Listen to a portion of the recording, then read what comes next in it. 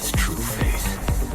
The streets are extended gutters. The gutters are full of blood. And when the drains finally scab over, all the vermin will drown.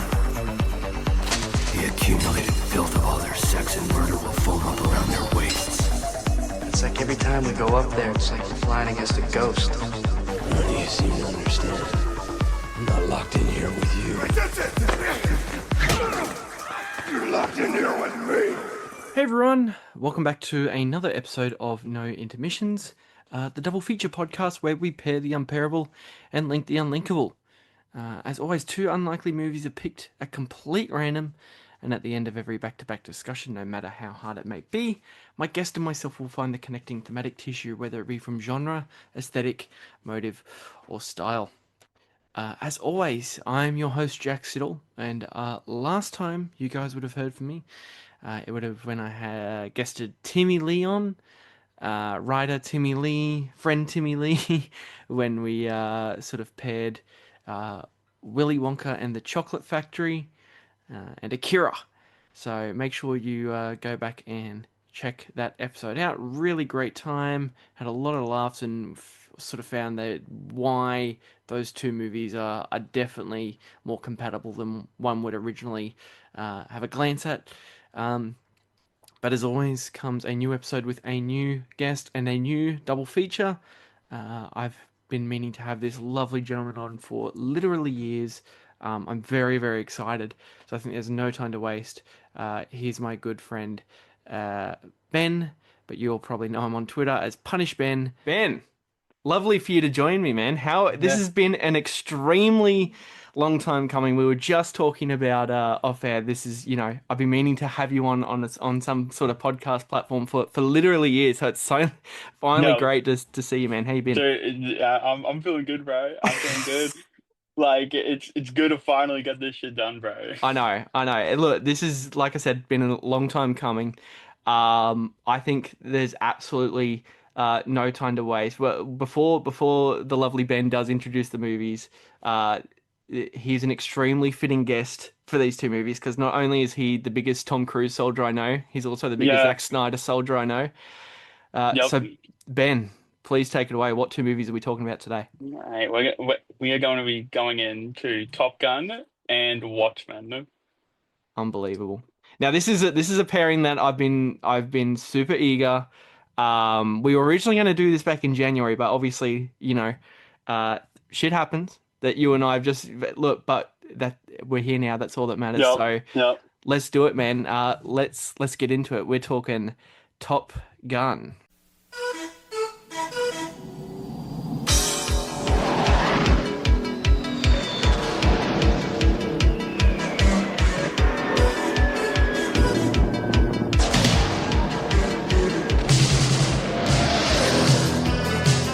I'm going to send you up against the best. Yes, sir. You two characters are going to Top Gun. I feel the need.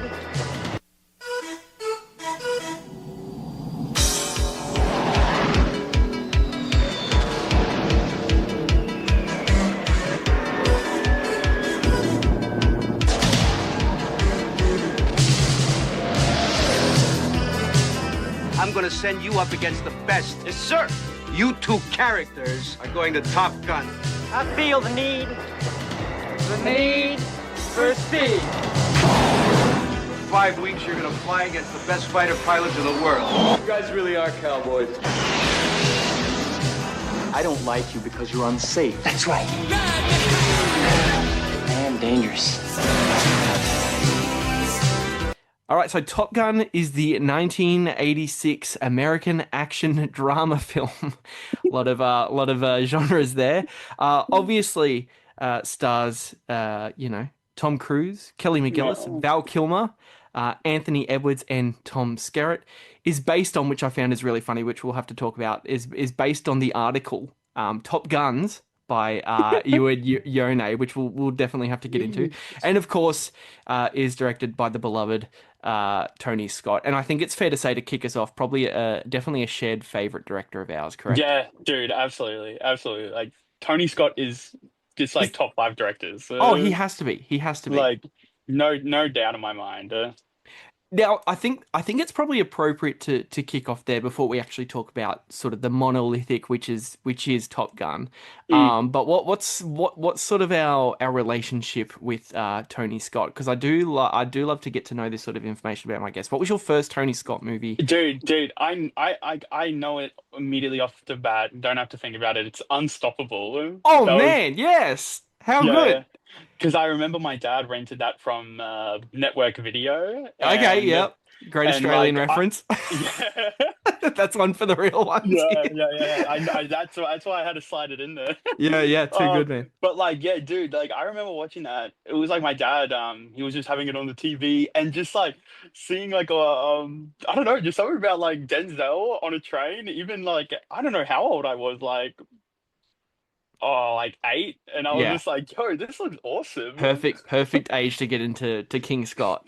Yeah. Like, and then like, oh yeah, that was awesome. And I just vividly remember this scene of like Denzel jumping over all the train cars. Yeah. Oh, dude, like that is a banger movie. Yeah, I Yeah. rewatched that, and that is like still a 10 out of 10 movie. Yeah, I honestly think, underrated. yeah, I think if we ever do, because I obviously want to cover as much Tony Scott on this podcast as I possibly can, but if I Mm, definitely, I reckon, I do want to bring it up later, but his sort of trilogy he did with Denzel, like Man on Fire, Deja Vu, and Unstoppable, right. are an unbelievable sort of unofficial trilogy, which, yeah, I think Insane. yeah, incredible lineup of three movies. Probably not only like three of Tony Scott's best movies, but probably just the best movies in general. To be honest, Yeah, they're right up there, all three of those. Um, but in terms of Top Gun, which is obviously an incredibly, I think it's fair to say maybe Tony Scott's most popular movie. Um, yeah. I don't think it's his best, No. although I do love it. Like I love the movie. Like again, like 9 out of 10. But like it's probably 9 out of 10, 10 out of 10. Kind of movie. But Yeah. like it's not top five Scott. Like No, which is no. saying how good he is. Yeah, exactly. No, I think you are exactly right. I think Top Gun has always been a really weird one for me because it's a movie I seem to always come back to, Mm, despite the fact I do love it quite a lot. But it is definitely I don't think it's in his wheelhouse of absolute god tier Scott. yeah, But I do think it is really good. So obviously, like as we talked about, um, anyone unfamiliar with Top Gun, it is sort of would it be fair to say probably the definitive Tom Cruise breakout role? oh yeah. Like risky business happened before, but like if if people are going to talk about Top Gun before they talk about risky business. Well, this has started such a cultural zeitgeist in pop culture. Like you've got the Kenny Loggins sort of Danger Zone soundtrack, Yeah, which is like probably I think it's like one of the Patient Zero movies of a soundtrack being tied into the movie itself, which went yeah. platinum 9 times, which is crazy. It started an entire wave of like fashion of like dude wearing aviators and the Oh leather yeah, jackets yeah. and the cool dude mindset. Absolutely probably kickstarted Tom Cruise's career as Pete Mitchell as Maverick, Yeah. everyone's favorite sort of the last cowboy of the Air Force. Um, and I think it definitely started sort of the what I call it as sort of I think this is a really good example of Tony Scott as sort of the ultimate romantic filmmaker because there's so many Yeah. bits and pieces going on here. We've got sort of the sun-kissed sunset skies. You've got the swooning soundtrack of just hot people looking at each other. And I mean it's all just here in this like and it's like under Mm. 2 hours too.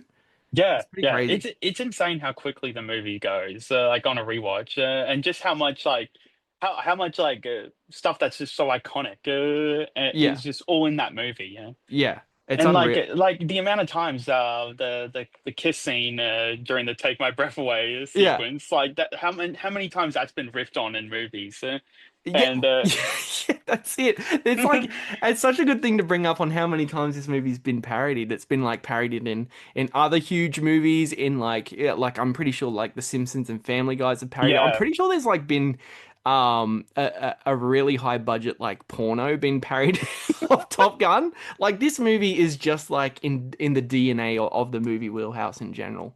yeah, yeah.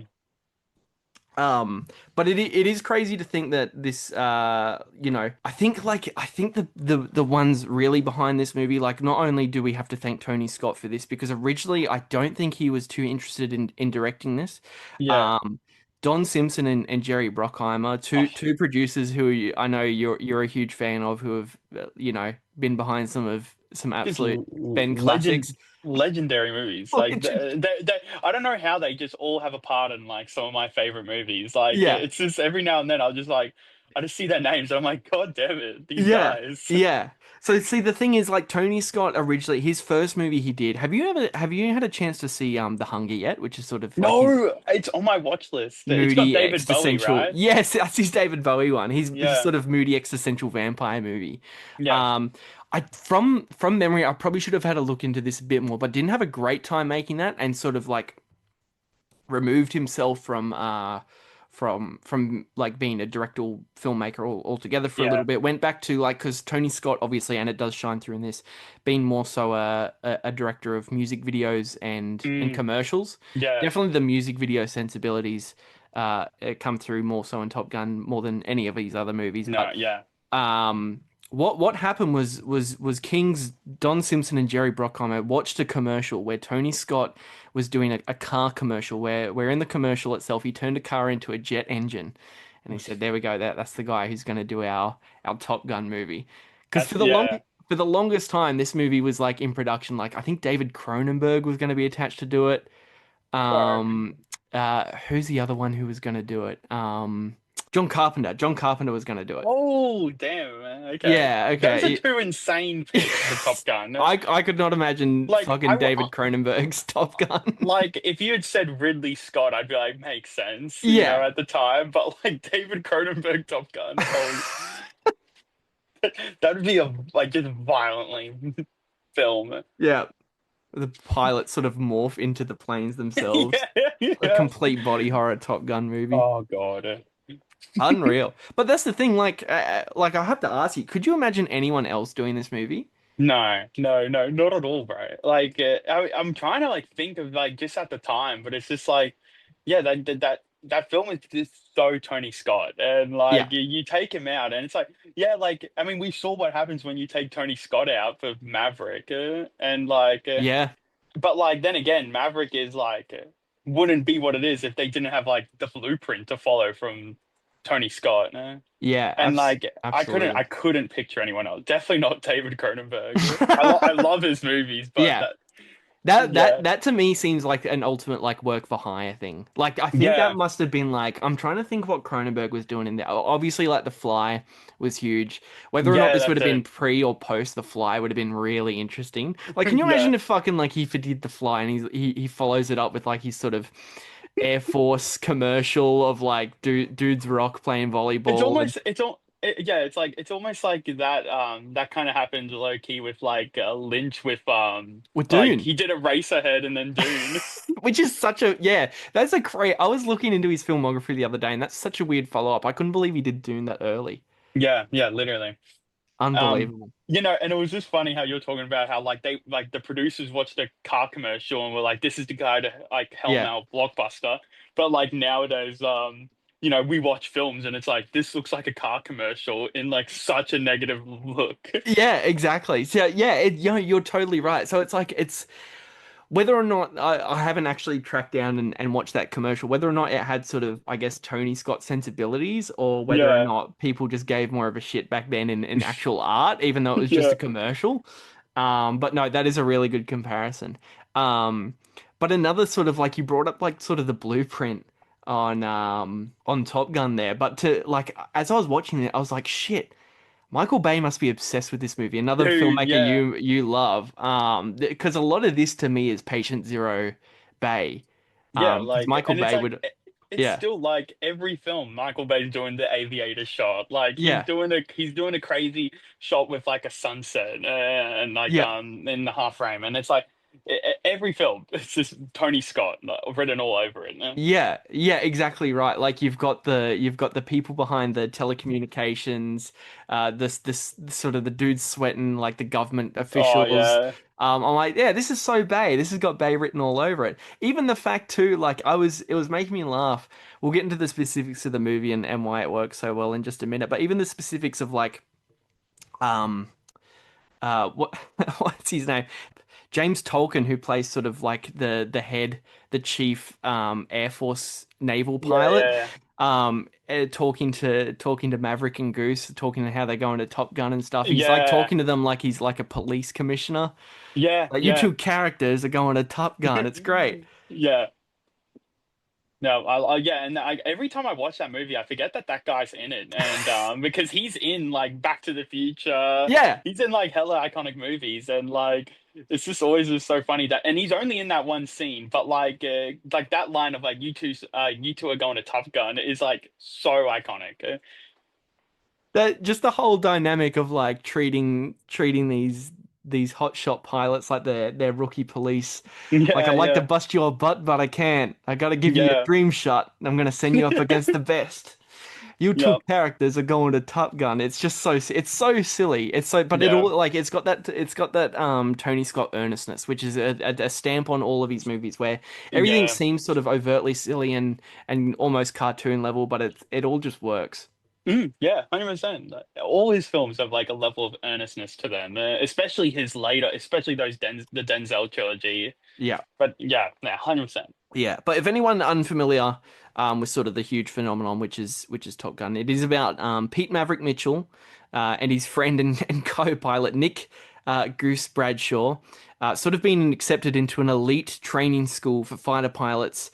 Um, and and I mean, like as I described the plot, that's pretty much it. It's relatively Yeah, low stakes, yeah, yeah, despite the fact that it plays as like sort of an ultimate macho melodrama where everything is like do or die and everything's super serious and everyone's sort of yeah, getting into each yeah. other's faces and Yeah, like that's like always like so like interesting when I watch a film is like there isn't really huge stakes at yeah, all. Like it is just so like personal to the ground. And when yeah. like another movie, it'd be like like oh we got to stop the MiGs because they're gonna drop a nuke in California. Like none of that. Like Dude, most of the movie is just like dudes like playing volleyball, talking about each other's hard-ons, yeah, um, like just looking at each other longfully in like in Air Force class and you know going up to each other and go, you guys are a bunch of cowboys and you know you're dangerous. That's right. And it's like all sort of like just incredibly melodramatic, completely meat-headed. It's yeah, incredible. Like the whole movie is like that until like sort of it finalizes. There's sort of like a dramatic sort of death in the movie, which we'll get into at some point, which sort of Mm, pivots towards the final act, where sort of the plot actually sort of you know takes off, I guess you could say, and it actually eventuates towards a climactic ending. But like for the yeah, first two acts, it's all just sort of vibes of Maverick and Goose just like chilling out in hmm class and just ripping into each other and high-fiving and having the need for speed. It's yeah. insane. Yeah, yeah, yeah, fully agree. And it's like it is just so funny how like it is like for the first half of the film, it's just so like down to the earth for how much they're up in the sky for. And like yeah, like just a guy chasing a chick and then dudes just chilling, I, shirtless. yeah, exactly. I have to ask you about the romance in this movie. It's got to be the weakest part of this movie because not once Yeah. does Maverick ever sort of seem that interested. He's Like always I always do think it's just like I always forget that scene where he like goes to her house and then just walks out and I'm just walks out like and walks out. There's that and then it's great like bit. the next scene like she's like trying to she's like I got the cap on and She looks like like a trying to get dude, him back. Yeah, yeah, yeah, yeah. and that's And when like it's really funny. That's when he actually shows interest in her. Is when she's dressed like a like guy. whenever I see that scene, I think of that stupid like Tarantino. Have you seen that I clip of him think like? so. Yeah, yeah, yeah. Oh my God, it's Is that just so what the one where good. he's at a party talking about how the movie's like a gay? Yeah, yeah. Um, Like it's like a story of like yeah, like just like I guess just being gay and Top right. Gun. Like Which isn't completely untrue, mind you. honestly like oh, like every time I watch it, like all of Iceman's scenes, I'm like, oh, he's like coming onto Maverick. Dude, him and Val Kilmer have more sort of kinetic chemistry in this They movie than do. him and Kelly McGillis do. They do. Like I always think of that scene where he's just like in the club and he's got his like aviators on a toothpick, and I'm just like, damn, he's really coming on to this I guy. know, talking about each other's butts and stuff. Yeah. They get closer in the movie. Like they really get up in each other's grills. Like Mm. during the movie, like way more so than him and the Charlie character do. And I do find that funny that they gave the love interest female a male name, which is I've always found that just the Yeah. funniest fucking thing. Yeah. Um, but yeah, you're so like, and Val Kilmer in the movie too. We do have to discuss Val Kilmer, who is Mm. unbelievable as sort of the charismatic and not so much villainous, but definitely has sort of Yeah. he's given Maverick a run for his money. Yeah. Yeah. And it's like you wouldn't call him an antagonist, but he does definitely is like He's probably the closest to one. yeah, like, and he's definitely like always on Maverick's ass all the time, and Maverick's competing with him Yeah, in the air, and like, oh my God, he's just so good in the movie.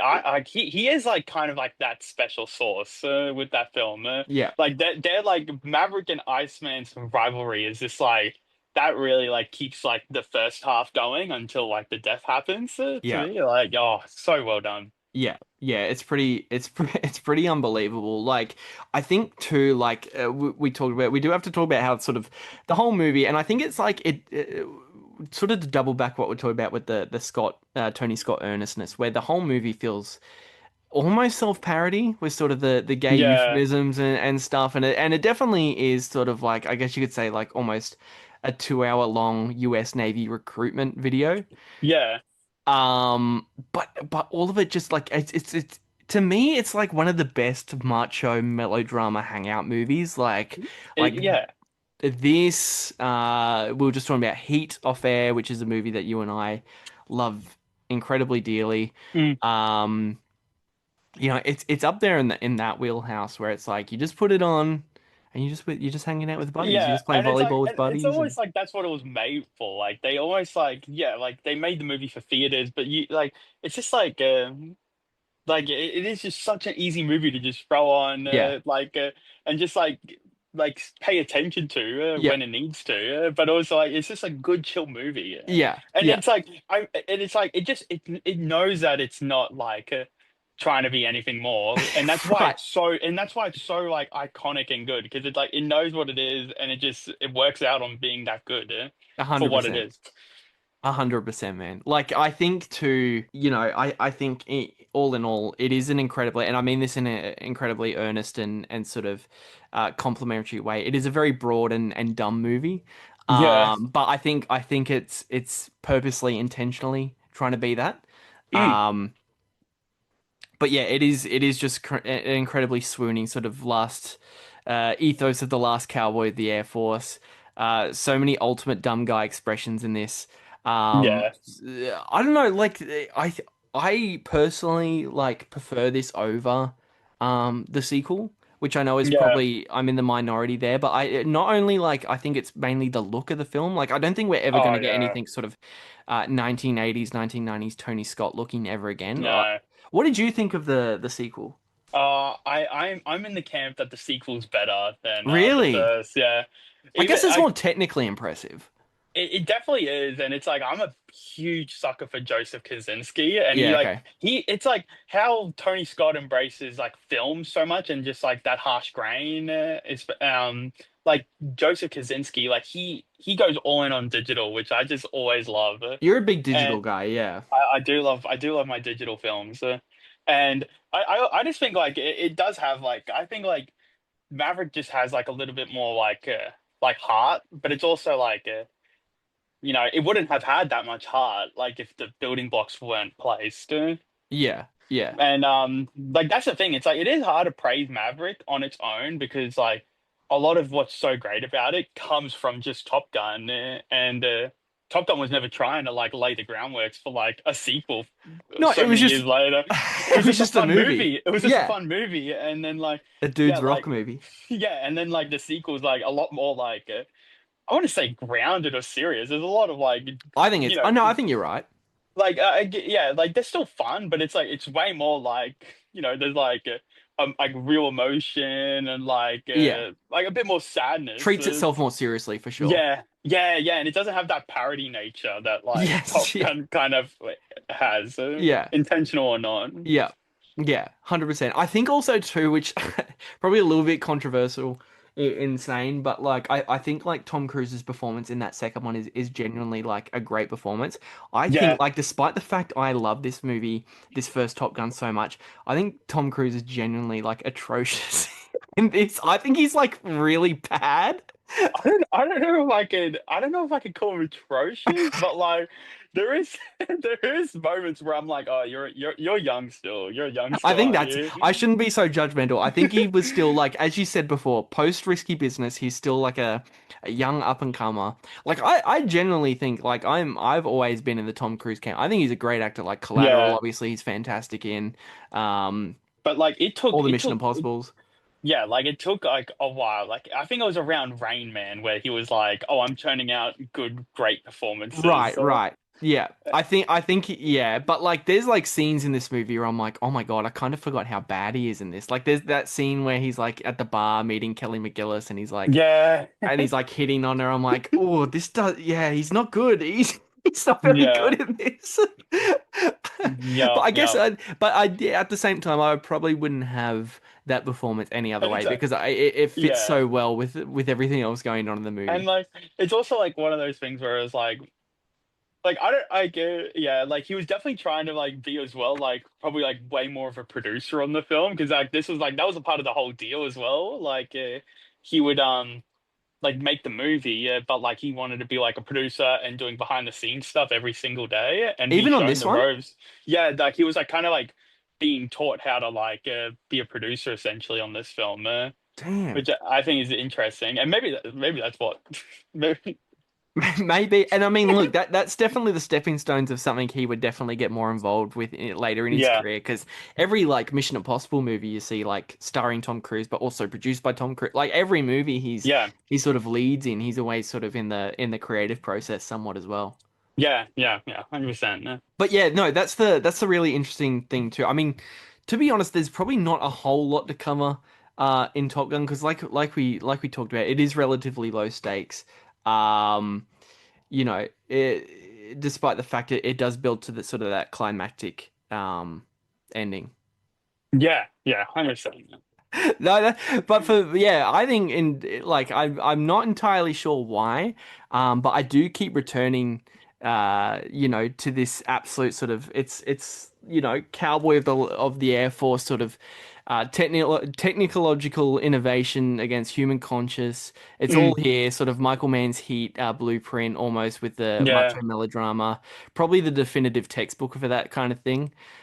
Mm, Lots of dudes rock montages yeah. and Kenny Loggins and synth techno fetish soundscapes and probably like the line my favorite scene in the movie where it's him and Goose and it's like you're flying against a ghost is legitimately like one of the hardest Dude, lines from something that that is that yeah, yeah, yeah. I've forgotten about that line. Like that line is so good because it's like yeah, I mean, yeah, like that's also a thing. Like it's so like they don't really shove it in your face, but like that whole story of that like really like Maverick's big competitor is his father, Duke yeah, Mitchell. Yeah, like that line, dude. That is so good. That like yeah, it gives me goosebumps every time I watch that it's really movie. good. Because like the actor for Goose just says it so well and so like he cuts through like all like the like kind of like lightheartedness and like dude rock nature of the film and just like hits that onto Maverick. Yeah, So well done. yeah, incredible. Yeah, too right. Like the whole movie is spent sort of being,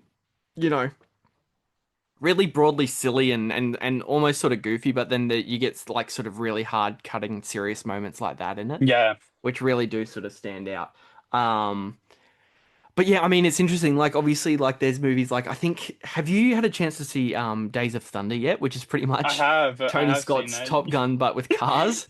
Yeah, like yeah. the exact same movie. Dude, I saw actually like I saw a funny thing about Robert Duvall in that film, Mm. and that like I don't know if you know, but like the reason he signed on to that movie was because Coppola wouldn't give him $1 million to do Godfather Part 3. No So way. so Robert Duvall made a protest saying, next film that gives me $1 million, I'm gonna fucking do. Like just Seriously? yeah, yeah. So and Days of Thunder gave him 1 million. So Wow. yeah, I found that I saw that and I was just like, dude, that is so funny. Fucking unbelievable. Yeah, Unreal. but yeah, that is like Days of Thunder. Like, I kind of like the same criticisms you'd have of Top Gun. You'd have probably a little bit more so with like Days of Thunder. Like, there really isn't like a great plot there, and like, but like the just the style and Just a Tony vibe Scott movie. nature. Yeah, yeah, and it's like, yo, like if you love cars, you'll love this movie. Yeah, exactly right. It's just sort of like an excuse to show off. Like in obviously in this sense, it's an excuse to show off some really impressive aerial photography with the jets, and then in Mm, Days of Thunder, just some really impressive. Like I personally do prefer Days of Thunder as a movie in general. yeah. Um, and there is some incredible car photography going on in that movie. Yeah, that is really good, and just the colors in that film is Yeah, insane. The amount of yeah, greens and orange, yeah, it dude. does like, yeah, Yeah. it almost blows Top Gun out of the water with like how insane Tony's going with the visuals. Well, even the colors in this, like when I think of this movie, it's like I think of like oranges and like with all sort of the sunset backgrounds Yeah, and sort of the really sort of techno fetish sort of neon glow of the computers of people's like watching these planes take off from yeah, behind monitors and stuff. But even like even in the sequence where like the it's probably the standout scene of the movie, to be honest, where the Goose's death yeah, and he's like laying in the water, but you get that yeah, like really sort of bright green in yeah, the water yeah. too. And it's just like it's just one of those things where like modern films now would not like do that. They wouldn't like do something like that. But like Tony Scott does it to just put color and life I into the know. scene. Yeah. But it's also like it's just so interesting. And every time I see it, it's like, wow, this is a really striking visual. Yeah. And I think that's too sort of like his music video aesthetics coming through in Mm, his filmmaking. Like uh, while I think Top Gun Maverick is probably more technically impressive, I don't think it's as visually impressive as the original one. yeah, yeah, no, that's 100%. Not many as colors. Yeah, for sure, for sure. I mean, yeah, and it's like I like I always have watched scenes of Top Gun Maverick. Yeah, I Mm. never really do rewatch it every now and then, and like because it's like my dad's just watching it every weekend because that like yeah, The ultimate like dad movie. yeah, it is. It's definitely replaced Top Gun as the ultimate dad movie. But like I always just watch scenes now, and especially on the 4K TV, and it's just like there isn't just harsh colors. Like it's Mm. like it's not someone going like, oh, let me just like pour this like liquid green into the ocean, like just because Right. it'll look cool. Yeah. Like it's none of that, and it is very just like flat, like not flat looking, but like just like a very like just normal like digital looking exterior shots. Yeah. Yeah. Not harsh oranges, but very like I don't know, like tan look. Yeah, no, exactly right. I no, you are so right. It's going to be interesting because I think it just got recently announced, or unless it's been announced for a little while, but I Oh think the yeah, third one has been third confirmed. one. I actually I feel like an idiot because like I was swearing up and down they will never make a third one. See, that's the weird thing. I Maverick, don't. Do they need to make a third one though? but like you could make an argument. Like I mean, everyone wanted a Top Gun 2. Like it was a sequel that wasn't asking for one, but Yeah, like I mean, not like the film. Like the first film didn't need a sequel, but like people like wanted it because they just want to capture the vibes of Top Gun again.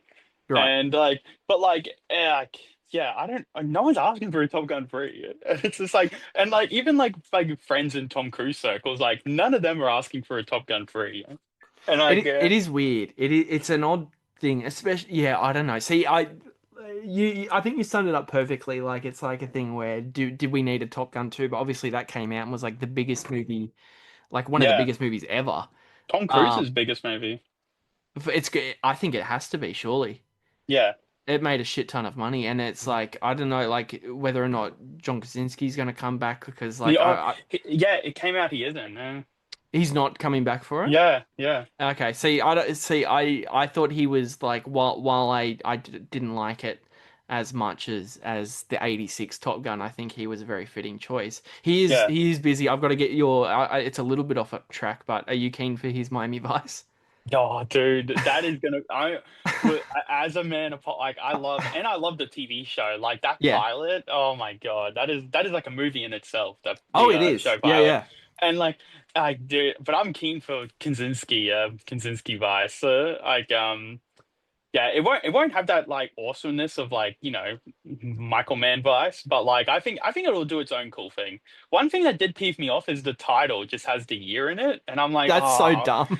And I was like, I actually was on board with the film, thinking it would be a modern day Miami Vice, Oh, really? but like, yeah, I didn't know it would I be had a like in feeling the they were going eight. to do the '80s But throwback thing. now that they're doing the whole '80s throwback, I'm kind of like, oh man, is this just going to be like nostalgia? Like, Oh, see, it is almost a little bit off-putting where it's like an overabundance of that. Like obviously Stranger yeah. Things and all the rest of it is like sort of the '80s throwback thing. So it's like, yeah, I think you might be right. Do we need more of this? But at the same time, I don't know. I think they've really cooked with the cast though. The cast is No, perfect. I actually did see like for like Sonny, like people were wanting oh, what's his name? I'm blanking. Todd from Breaking Bad, Oh, Jesse Jesse Plemons. Plemons. Yes. Yeah, dude, How good I would that have saw been?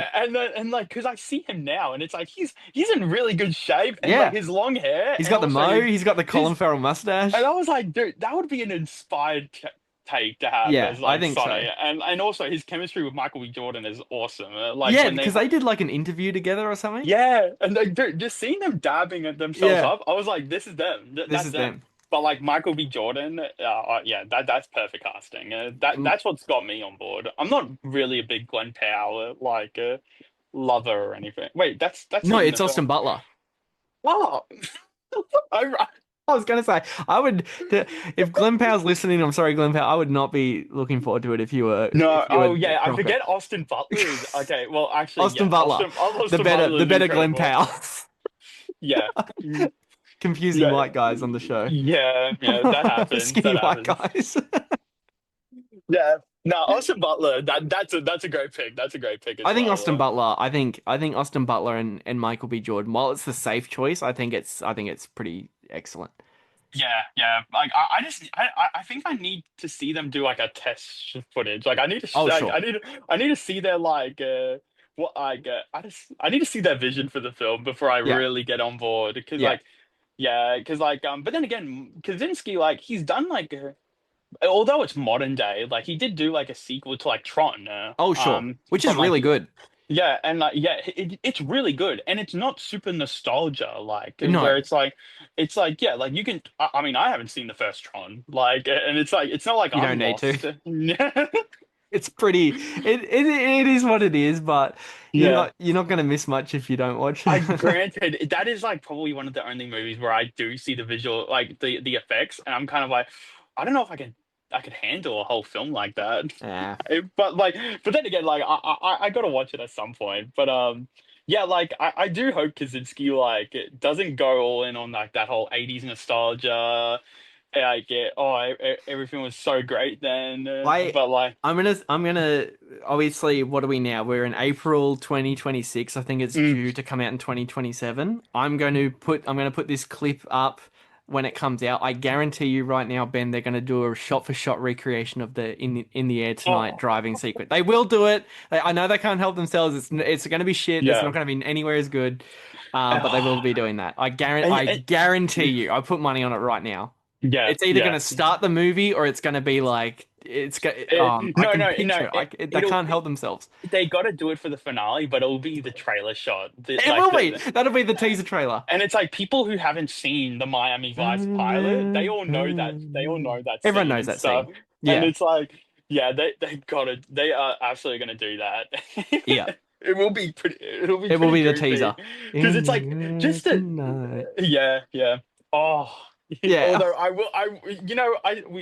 we laugh now, but yeah. I'm gonna see that and go, yo, this looks cool. Yeah, me This too. looks You tough. and I are This suckers looks for that shit. Be like, like yeah. like Be like shot in I IMAX. Yeah. yeah, and then like I'll be like it's another MCU film. Who cares? But I'm there day one. Yeah, Like exactly. I'll probably watch it and then like Big it. there with my big tub of popcorn. Yeah, Dude, Yeah, if they literally. fucking, I know this has turned into a Miami Vice episode, but that doesn't matter. We're off track a little bit, but we'll get back to Yeah, Top yeah. Gun in just a second. I was saying to a couple mates the other day, they need if they really want to, make this good, then they're going to give Austin Butler his pet crocodile Elvis, his pet gator. Sorry, Oh, they got to give yes. because I know the Miami Vice, the 2006 Michael Mann one was like super serious and all the Yeah. rest of it. But obviously that it was, giving Colin Farrell a pet gator named Elvis was maybe a little bit too goofy for that movie, but they got to Yeah. do it for this one. They have I to. mean, it's in the 80s. Like, they have I to, know, I man. know. They And have to really lean into all that shit. and like when I picture like Austin Butler like as Sonny, like I just have him as the Elvis voice as well. So I'm just like picturing Yeah, him like going, true. like this is my pet gator. Yeah, I don't exactly. know what, but like I Exactly. just picture him with the Elvis voice. Yeah. Yeah. Yeah, No, but look, I'm interested to see how that'll pan out. yeah, yeah. Um, Speaking of IMAX, I believe, it's really weird coincidentally that we are talking about Top Gun on this because I believe next week Australia is getting an IMAX re-release of Yeah, Top Gun, I might and we're have gonna have to to link up and go see that together. I We'll make a I date of might it. yeah. I think we're gonna have to, right? Like hands down.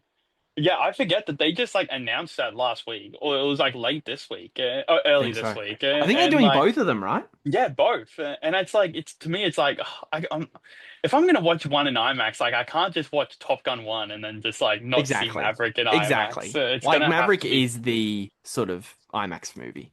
it is like and like it's also like what I've noticed with IMAX is like the sound in IMAX is insane as well. It's Mm-hmm. like it's almost like Dolby sound with how immersive it is, It's and gonna be really weird to see a movie from this era sort of transferred into because I'm assuming it's fucking Top Gun. It's like one of the biggest movies ever. So I'm sure this is not the first time it's been put in IMAX theaters, but it is going to be interesting to see a movie sort of in the mid '80s being transferred into a sort of an IMAX sort of print. yeah, because that doesn't happen a lot. I can't Not think of really. like an older film that's been transferred to IMAX. Um, Last one I saw. I mean, I think we're getting. Actually, funny enough, it's the last movie we talked about on the podcast. But Akira is getting an IMAX re-release Oh, like in a couple days here in Australia. I think, which I got oh to check yeah, out. that'd be cool. That would be That'd be really awesome. cool. And it's also Um, like I wonder like I don't know if there's like a full like yeah, they wouldn't do it, but like it'd be really cool if like for IMAX for the original Top Gun that they used like like the full like 35 millimeter that it that was would be shot on. fucking unreal. But then again, I think it's on anamorphic, so I actually don't think there would be like a full like 35 millimeter like True. yeah, but like yeah, but that'd be cool to see. Akira would be really cool to see in IMAX. Akira and Top Gun. If we did a double feature of that in IMAX, it would fucking blow our brains off. Yep. That would be insane. But yeah, probably pivoting towards final thoughts on Top Gun. Yeah, look, while I think we're both in agreement, not the best Tony Scott movie, but a damn entertaining one. Yeah, It's definitely sort of. I think while I don't think it's one of our favorites, it is probably the definitive Tony Scott movie. It's definitely the one that yeah. everyone knows.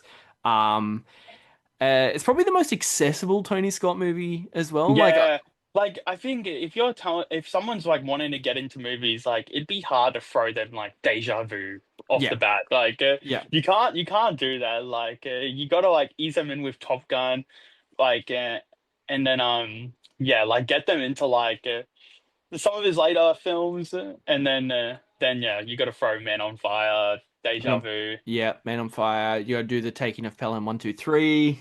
Yes, Um, oh, yep, that is a crazy movie. yeah, fucking John Travolta in that movie Yeah, blows me away. I lose my mind every time he shows up in that movie for the first time. That is a crazy movie. yeah, man. But yeah, I think you are right. Like you throw people into Top Gun, as an introductory thing into Tony Scott, and whether or not they sort of connect with the wavelength on whether they connect with Tony Scott's sort of Yeah. sensibilities and visual language, that's when you know, okay, they are all for Tony Scott or they're not. That's because sometimes people like I know some people openly dislike Tony Scott's style, which is mind That numbing is to me. I'm like, insane, I man. don't get it. I really I, don't I, get that. I just couldn't imagine watching something so like it's like if you have problems with like maybe like the like the writing, the dialogue, even some of the acting, like in like the films. You can't talk shit though on Denzel's acting in those Man on Fire movies. Oh man, Oh, dude, Man on Fire, Deja Vu, Unstoppable. dude, Deja Vu is one of the few movies where it openly makes me cry at the end. Dude, no, Deja Vu is say, probably my favorite Tony Scott movie. bro, I think Man on Fire is my favorite Tony Scott film because Yeah, like, dude, like I just think of that scene of like Denzel on the bridge, like yep, walking up to the girl, and dude, that makes me sob. I'm getting yeah, goosebumps thinking yeah, about that. Like, yeah. it's so well done, and like, but that I think like Deja Vu is like probably my second favorite, but like Mm, just second favorite. Like, it's yeah. so close to being my favorite, and but like Man on Fire is like it is just like full to the wall, like just Tony Scott through and through, like Oh, absolutely. and it's just like nothing held him back that entire film, man. Absolutely. Yeah. Absolutely. It's like 150 minutes too from memory. It's like really long, Yeah. but it's like I think it's one of his longest ones, surely. Yeah. That and oh what I forget how long True Romance is. I sometimes like when I watch that film it feels long, but I I think also that's a think it's clean like a 2 hours. I think it's like a clean 2 hours, but like True Romance, that's a film that like it's kind of weird. It has the style of like Tony Scott, but also just feels Tarantino because of how like Tarantino's writing is and comes Sure, out. sure, sure. I think Yeah. I think to be honest, if we're throwing out Tony Scott hot takes, I think True Romance might be my least favorite Tony Scott movie. Yeah, I back that. I back that. I still love it. Like I I don't think think Tony Scott's made a yeah. bad movie ever, but That's the thing. It's like when I say like that's least favorite, that's like a 9 out of 10 for me. Like oh sure. I think it's really good, but like I think it's actually one of those things where it was like I don't know, like everything Tony Scott does in that film's like incredible, but like it's also like that Tarantino-ness where I'm just kind of like like I don't know, I wouldn't mind a story more like way more fitting to Tony Scott. I don't Yeah. know, like it's not like that's not really like it doesn't feel like a Tony Scott film when you Mm, like I don't know, it's just weird. yeah. No, absolutely.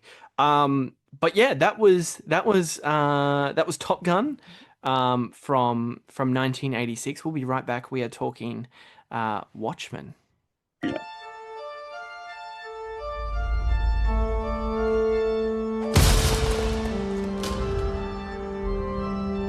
Just a matter of time, I suppose.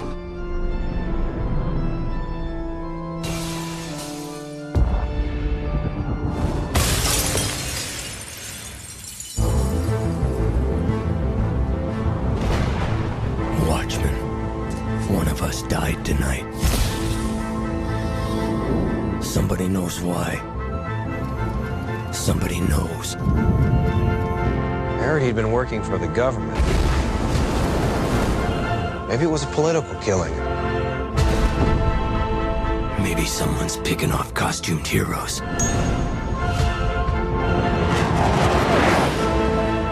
John thinks that there's going to be a nuclear war. What if that's why someone wants us out of the way? All right, we are back, and we are talking Watchmen, the 2009 American superhero film, with an absolute stacked cast of Malin Ackerman, Billy Crudup, Matthew Good, Carla. I'm going to go with Gugino. I'm sorry, I know I'm butchering that, and Yeah. of course Jackie Earl Haley, and of course.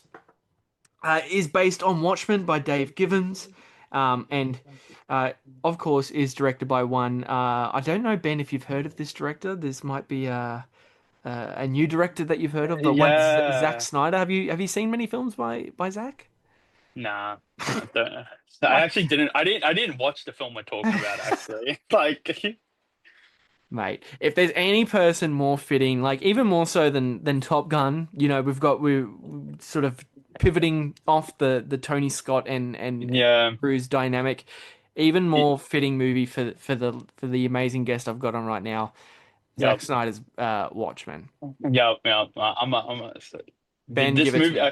watching this movie made me go, yeah, yeah, yeah. I'm a Snyder coldest through and through. Dude, I'm gonna kick us right off the bat. Fuck the haters of this movie. I don't get Dude, dude, I am like This straight is an up like incredible movie. it's so good, and like I rewatch it every time because it's like I don't rewatch it that frequently. Right. I've probably seen it though like every year for like God, like probably like good 12 years, like maybe longer. But like ever since like before Man of Steel actually I watched this and Mm. like maybe after. But like anyways,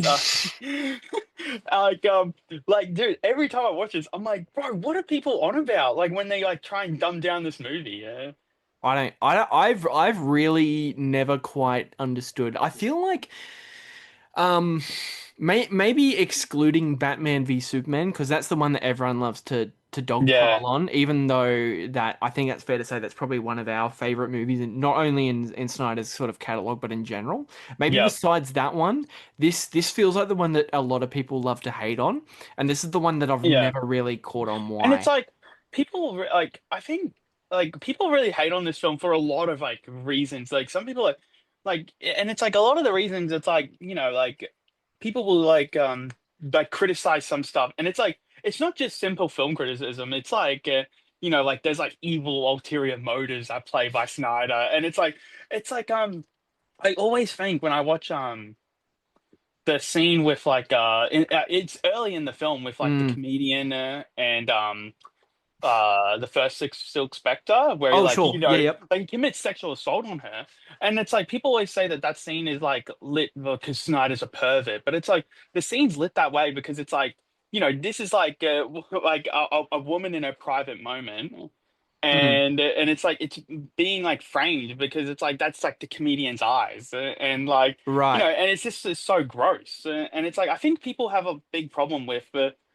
like discerning that like what is being shown isn't um it's just like what's being shown isn't just that that the filmmaker approves of this Mm. Hmm. sometimes like it doesn't mean that it's like condoning like what it is Interesting. That's such a weird thing for someone to sort of pivot I, towards and I I've think.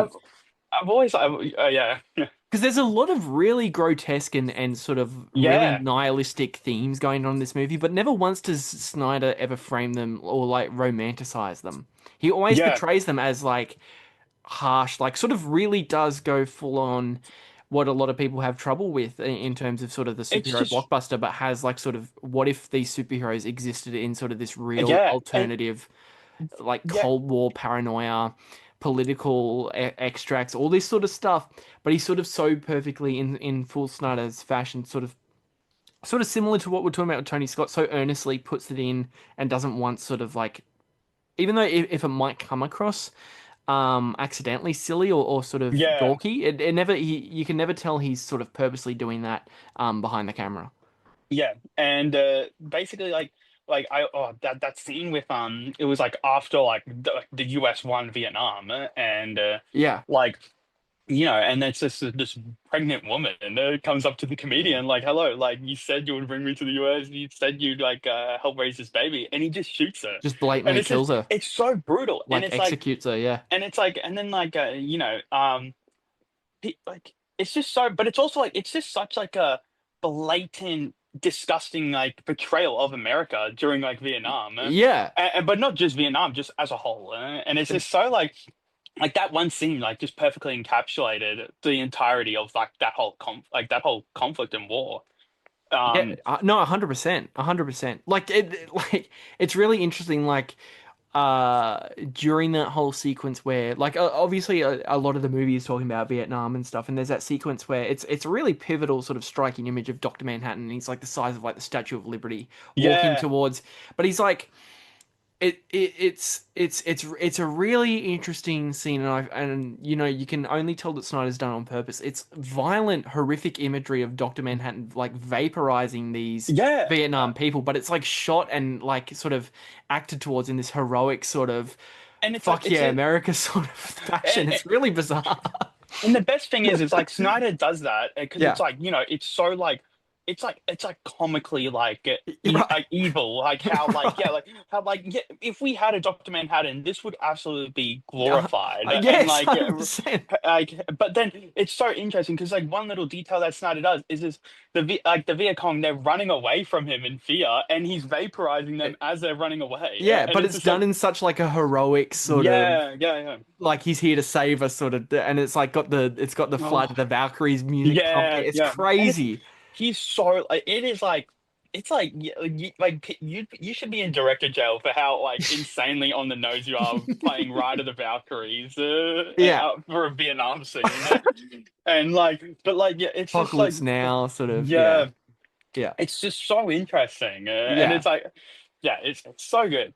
I think yeah, you are totally right. This was such an interesting time in Snyder's career as well, because in Mm, terms of like, to me, this was the guy who could perfectly adapt source material. Obviously, I can't think off the top of my head if there was anything between this and 300, which is yeah. obviously based off another graphic novel, which is done beautifully.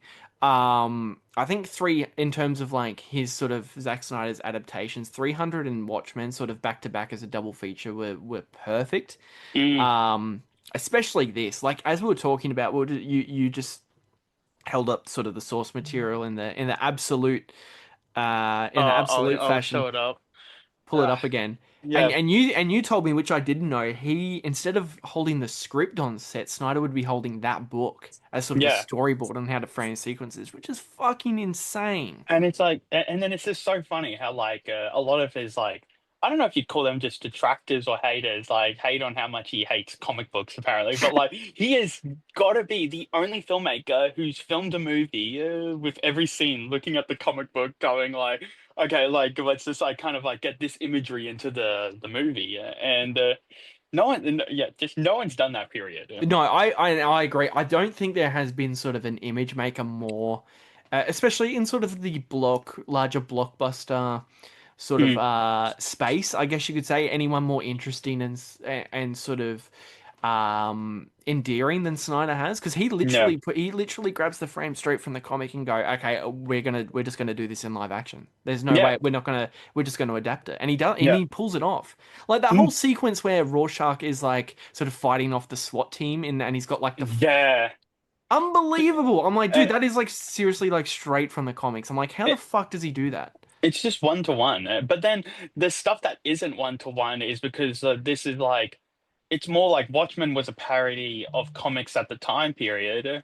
And I Mm, mean, the hmm. comic was, and the movie is like kind of like, it's like parodying like Elmo. It's not really parodying, but like it's the only way I can think of. But like, like superhero films of that time period. Sure, Like, sure. like just like the Ozymandias like having nips on his suit. Like Right, yes, and yes. it's like all this little stuff and just like modern movie like aesthetics that like is like kind of being used for this film. Where, Absolutely. yeah, Um, but yeah, I know you are so right. Like, it's parroting so many different bits. Like, you've got the nipple suits on the Ozymandias thing, which is obviously a yeah, clear reference to the Batman and Robin, like the George Clooney yeah, suit, from those '90s Batman movies. But it's just so like I don't even know where to begin with Watchmen, because it's such a dense thing. There are yeah. so many sort of lizard brain, sort of tremendously Well, tactile and dorky bits and oh pieces my, going on in I this. gotta ask, like, what cut of the film did you watch? I think I watched only because the runtime seems so excessive. I think it was. Is it called the Ultimate Cut? Yeah, Can you that's the shed some longest light on what the one. difference is between that cut and the I director's cut? think the only thing with the Ultimate Cut is it has the Tales of the Black Freighter comic Oh, that animation. pirate. Yeah, okay. That's the only thing. That's in the Okay. Ultimate Cut. Maybe one more scene that I can't think of, but like that's the only thing that makes it the Ultimate Cut, really. Interesting, because that's something I've been wanting to ask you too on your opinion on that. Because while it feels sort of it's very it's very Snyder-esque to add actual like sort of animation from comic Yeah, panels into it, but it also helps sort of. I found it really intriguing on how it helps split the movie up into different sections, it did. like Yeah, different acts, I guess you could say. Like it's a and good sort of that breather. that's what the comic does as well. I think. Right, right. And it's just so interesting, like how like that's kind of used as like like just breathing moments in between like these chapters Yeah. and or issues that is all piled together. And Yeah. yeah, like but then again, I'm always like it is one of those things like when watching the film, like where it's like, yeah, like you could probably cut this out, and Yeah. like, and that's why the director's cut's the best way to watch it. But Okay. yeah, Interesting. See, you'll have to shed some because it has been an extremely long time since I've read the Dave Gibbons source material. But yeah. from my understanding, I think not much changes from the actual movie adaptation to the book, No, the except the only ending, right? with the octopus where Yeah, it's because there's a like huge octopus at the end, and which yeah, the movie does it differently where, I can make an argument where I like how the movie does it, like with like the whole like because Ozymandias' whole grand scheme to sure, like is this like cruel to commit he's committing mass murder to unite like the right? world together to stop World War III from happening. Yeah, And in the comics it's like this like octopus that just comes down from the sky yeah. It's and like like I think even in 2009, as Snyder's sort of lizard brain, I don't even think he would have been able to pull off a giant there's octopus. no way, There's there's no no way. way. There's no And way. but like I think it works so much better for like Snyder's movie. This whole like thing of having like these like atomic bombs essentially Right. all around the world, wiping out millions, Yeah. but blaming it on Doctor Manhattan, and it's just like it is just so sad and cruel that the only way the world can be united as one is to give someone a hate universally, to like Yeah. give one person for everyone to like put all their arms at. Yeah, exactly right. Yeah, if anyone isn't familiar with not only the movie Watchmen, but also sort of the source material, the graphic novel written by Dave Gibbons, it's sort of how would you describe it? Sort of like a dark and dystopian sort of deconstruction of just the superhero genre Yeah. in general, sort of set in like an alternative 1985 and sort of the height of the Cold War. Mhm. Sort of like based around a group of mostly retired superheroes it's sort of like an investigation sort of murder mystery, I guess you could say Yeah. as well. And Sort of set around they're all trying to this group of retired superheroes called the Watchmen, sort of investigating the sort of grisly death of one of their own. mm, Whilst also trying to work around sort of the real life politics, well, not the real life, but the politics at the time the in 1995, sort of definitely the alternate history politics with alternate history. Nixon, you got a lot of third Nixon term. stuff. You've Yeah. got sort of the height of the Cold War, as I And mentioned, is very very very prominent within the movie. it's just so interesting as well seeing superheroes in this like fascist hellscape where Nixon's Yes, in his third term, the US won Vietnam, and it's like it is just like so like interesting because it's like very rarely like when you see like superhero movies. I mean, hell, like even in like Batman v Superman, right. like that, like the president's in it for one scene, but it's like, and but like like it's just like the worlds that we see in like superhero movies are always like, there's conflict and bad guys, Right. but it's like it's never like this like pure hell, Right. Right. and it's just so interesting seeing superheroes operate in that world where Right. like like how would they be like under like not even just like Nixon's government, but Yeah. like Nixon running for a third term, Yeah. and then like it's just like it is really interesting, just dystopianness of it all, Exactly. and I think like that kind of like not a lot of people realize just how much of like a dystopian world Watchmen is, because it No, does seem like an '80s film, like oh like it's set in the '80s, but like yeah, it it's feels like it too. yeah. 100%. No, but you're so right. Like, not only are we watching superheroes deal with like sort of the real world, like sort of post Cold War conflicts, but also dealing with like themselves as like their aging bodies, relationships on how they're sort of Mm, trying to maintain relationships with each other because they're yep. also used to being like, these costumed weirdos out dressed up in leather, constantly fighting crime. But what if Mm, they were reduced to being, banned from doing that and sort of having yeah. to forced to lead this normal And life? something Um, so interesting is just like how like nostalgia is like weaponized almost in a way with like the superheroes. So like yeah, it was like the Minutemen, this like Yeah. like group of superheroes in the Golden 40s, Age. like Yeah. defeated like the Golden Age, and it's like yeah, like they looked back on as like oh wow, like the legendary Yeah. heroes, and then it's like now our heroes are sequels to them, like Night Yeah. Owl 2, Silk Spectre 2, Yes. Yeah. and it's like, and then it's like, and then it's like, comedians still like old as hell. Like, I think he's like, the character's like in his 70s or 60s. Yeah. And like, but like, he's still in this group of superheroes. And it's like, it is Yeah. very reminiscent of today's superhero land, where it's like, True. we won't let Hugh Jackman retire out of Yeah. Wolverine. Yeah. But like, and like, we got a new Captain America still, like, and it's like all this like sequels to like Hey, man. heroes. That's it. Snyder baby. He's ahead of the curve. Dude, He's ahead of it. He is blueprint. the he is the blueprint. He is the blueprint, man. That's it. I mean, you're so right. Like it's watching like sort of, I mean, we have to talk about that excellent sort of opening credit sequence of the times are a changing.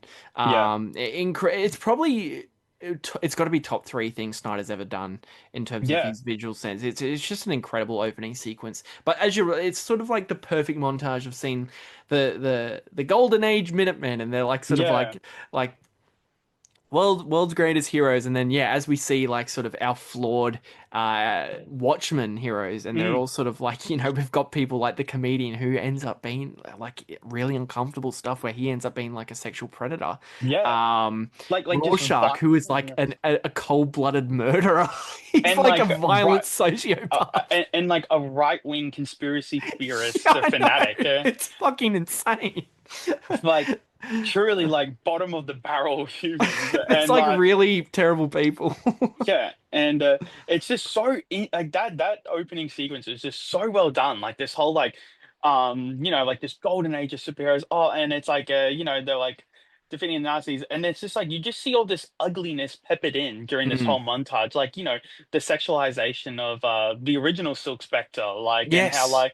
And that's just so interesting because, well, that was a big thing during World War II and stuff, and Mm. like, and then like like the creeping in of like just fascism. Like there's like a lesbian superhero who's just killed with her lover in bed. And murdered because of that very reason. Yeah. Yeah, and it's just so interesting. Like this is like these are like heroes and like they're so glorified, but then it's just like they are taken down to the Exactly. absolute lowest, and yeah, this a cruel world. Exactly. Even someone like Dr. Manhattan, who I guess you could arguably say is like the group's like Superman, I guess you could say. Yeah, There's so yeah, like he's barely sort of portrayed as like the all-American hero. He's like there's constantly whenever Dr. Manhattan on the screen, people are talking about sort of nuclear anxiety and sort of as he's not even seen as a superhero, he's seen as like a government deterrent of like yeah. stopping wars and stuff. It's insane. Yeah, yeah, and yeah, like Doctor Manhattan is this like whole like it's just like the Cold War paranoia like into one person, and Yeah. like everyone looks at him as like, oh my God, is he gonna like vaporize the entire Gulf of California? And Yes. like yeah, like it's just so fascinating, and then like it's just like as like he keeps going on like he just loses so much humanity, and like it's always like you can't blame him for losing so much humanity in this like awful world. Oh, sure. Sure, yeah, Yeah, absolutely. And like it's like I find that all the Dr. Manhattan stuff, like that's a really good point to bring up too, is like all the main heroes, I guess you could say, get their own sort of little arc, and they all sort of yeah, because the runtime is so long, everyone sort of gets enough sort of an arc or a storyline, I guess you could say, to mm, breathe. Like everyone sort of gets to develop their own sort of relationships, and we get to see everyone's flaws. Like Dr. Manhattan's gets like one of the more interesting ones where it's like he's struggling to have like a normal relationship with like Silk Spectre, but yeah, that also ties in with like Night Owl, who might on this rewatch probably ends up being my favorite character of the movie, yeah. He's one of my favorites. just because he's like the every guy. Yeah, yeah, and it's like it's just so like it is always like funny to me like how like he's just like wildly out of shape to be a superhero, Yeah, and like but then like I do think it's very like funny how like yeah like they kind of deal with that, and then like during the prison sequence this guy's kicking ass like yeah. nothing's holding him back, and Oh man. yeah, Um, yeah. No, you are so right, and it's like, um. what I'm just trying to think on what happened.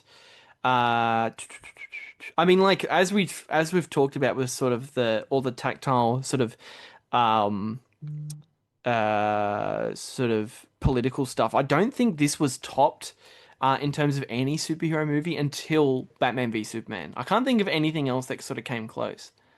Yeah, yeah, like oh, in terms of like, like politics and superheroes, Yeah, yeah, like dude, like nothing. Like and it's like, like people will call like Captain America the Winter Soldier a political thriller, but it's like no, there's there's no no way way. you There's can nothing call that a comes thriller. close. This like Watchmen is more of like a political thriller almost. But like almost. But yeah, like Batman v Superman, like yeah, that is probably like the last superhero film that's come out like that Yeah, like deals so much with like just the world and politics as a yeah, whole, and like how people react to superheroes. yeah.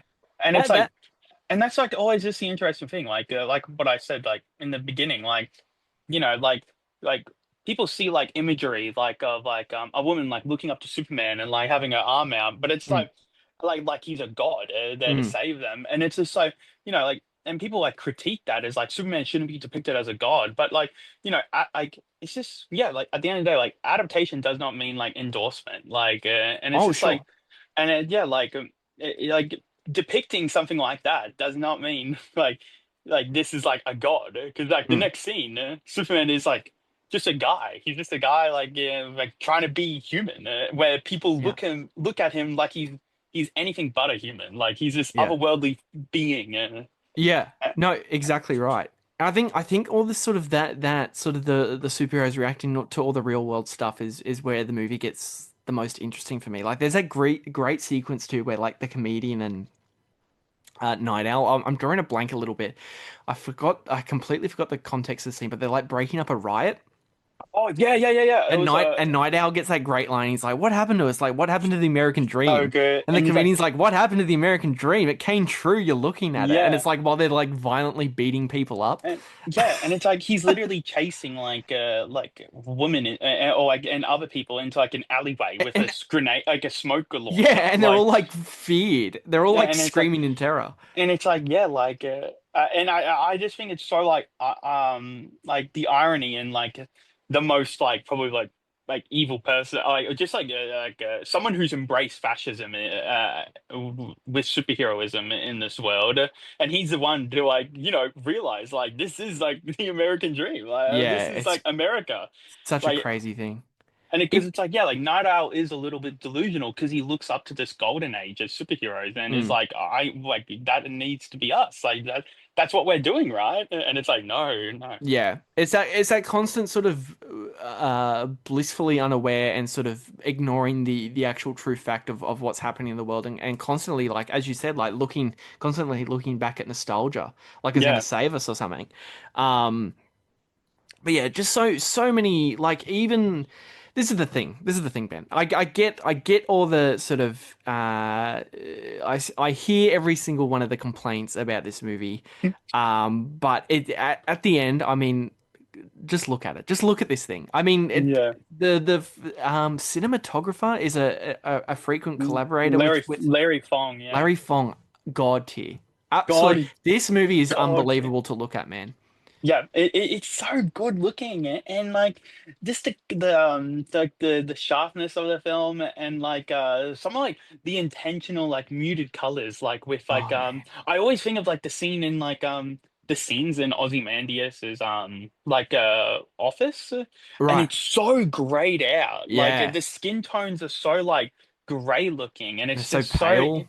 and it's like yeah, and it's so interesting like when they're in there, and they have this beautiful supposed to be scenic look of the city, but it's so gray, Yeah, it looks so corporate depressing. advertising everywhere, Yeah, and these like blimps everywhere, and it's just like it's just so like sad looking, and it's just yeah. like oh, like this is just like not good at all. And it's just interesting how like yeah, Night Owl's there, and the only thing he looks at is like these little action figures and stuff. Yes. That's the only little thing that brings color and life into that whole scene. Constantly looking back at sort of the nostalgia of Yeah, what it used to be. Like it's like this bleak reality that we're living in where sort of government officials that are their next sort of, they're so used to beating up these crooks and these goons as the villains, but now it's like corporate officials and the president, and Yeah. it's crazy. Like man, I ever since I watched this, I'm trying to think the first time I watched this, it would have been maybe late high school, and Yeah. ever since I watched this movie, man, that I have not been able to get that striking visual out of my head of Night Owl and Silk Spectre kissing in front of that mushroom cloud, and it's Oh, orange and it just looks incredible. it's insane, like how It's well done that it's is. it's probably my favorite looking Snyder movie, to be honest. Yeah, this is where I get really controversial. And back to earlier, where like we talk about like digital and stuff and how much Sure. I like digital. Like a reason why I love digital, one is like Michael Mann, but Yeah. also like the reason why I love digital so much is like Zack Snyder, because like he's kind of like yeah, all these films we were talking about, amazing.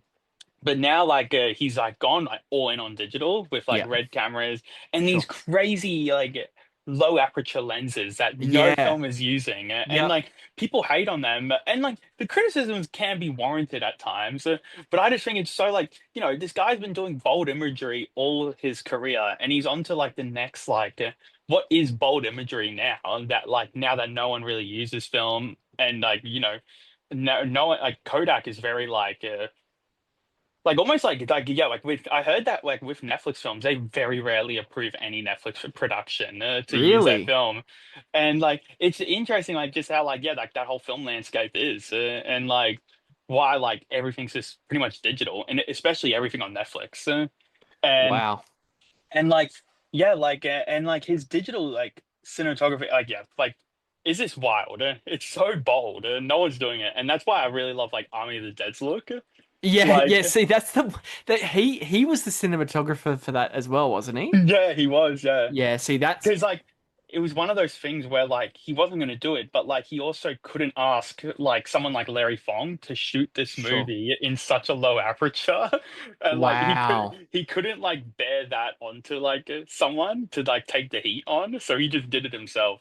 Interesting. See that whole arc of Snyder where he did that and he did his Rebel Moon movies where Yeah, he shot them himself as well, correct? He shot yeah, Rebel. yeah, It's great, man. Dude's just an incredible sort of versatile, tactile image maker where yeah. he's like, And like criticisms can be warranted for like some of those later films, especially. I still sure. love them, Oh yeah, but yeah. like, yeah, but like people always dog on just like this guy's going out there, like he's just picking up a camera, like, shooting it, and he's shooting what he wants to do, and like he just I doesn't agree. care. I think Like, that's always been the biggest draw for Snyder for me. He's always been an incredibly hands-on sort of filmmaker. yeah, and that's why like, I can't wait for his next film, The Last Photograph. Oh That's yeah. that should be this year, and still going to be on that crazy lens, for Army of the Dead. But He it's like. loves shooting in that format, doesn't he? He loves it. I have that lens somewhere, and but like a very like it's not a full frame. It's only a like a mini. Like it's not. It doesn't cover like a full frame sensor for my camera. Yeah. But like still, I've shot on that. It is awesome. Like Yeah, taking okay. portrait shots with like how like the bokeh and like just like all the blurriness. It's so dreamlike. No other lens does it, and like that's why he calls it like a well not him. Like it's been dubbed like dream lens. Oh, okay. But Because you like sort of get that disorientated, like it's like almost out of focus look to it, yeah, almost. yeah, and it's like Interesting. it's almost like and like people think it's like a mistake, like oh, like he didn't focus in the background, but Yeah, it's but like it's no, no, completely on he's like purpose. he's making this like immersive, like Interesting. close-up, dreamlike experience, and yeah, the last photograph that's going to be like probably like the best case for that lens, like Okay. with what he's doing. I can't wait for that. Do we know much about that? There is actually a lot of plot details about it. He was going to make it originally years ago with like Billy Crudup. Okay. But then I think before that he was going to make it with like Christian Bale and Sean Penn, Wow. and they were nearly going to do it, but I think he just got tied down with DC, and Yeah, okay. that whole like all those movies. But yeah, like that would have been insane. Yeah, wow. Like Sean Penn and Zack Snyder collab. Man. So Yeah, even something like this is definitely his first DC collab. yeah, Because obviously Man of Steel would have come a few years after this, yeah, 2013, I think that was. yeah, yeah. Even still, like Zack Snyder, this would have been what his maybe third or fourth movie.